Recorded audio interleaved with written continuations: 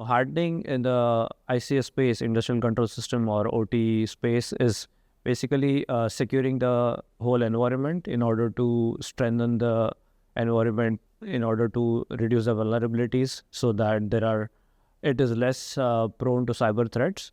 And the importance about hardening for the whole ICS environment is to reduce the attack surface and make it more secure, so that the system is more available when needed, and less prone to attacks. There are various steps that should be done before a good hardening control can be applied within the environment. The first one is asset management, looking at the critical assets, taking into account anything that needs to be fully secured versus the other ones which are less critical within your environment.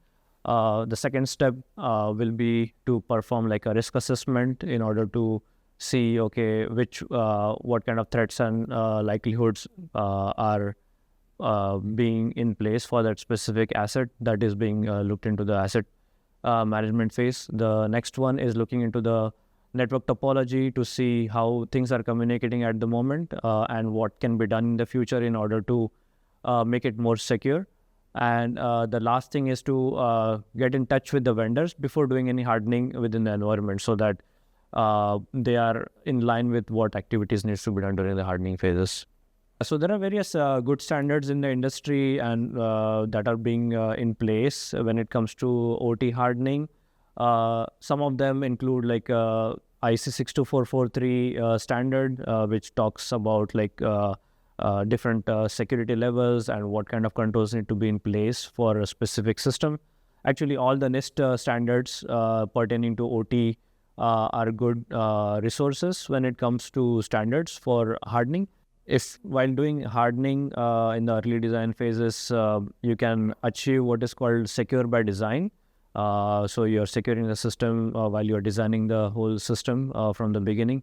So that has some advantages, like all the security is being looked into, and it's kind of easier to implement, slightly easier to implement hardening concepts during that phases as compared to during the in-operation phases. That is why it is more important to look holistically when it comes to implementing hardening during the new construction of the site.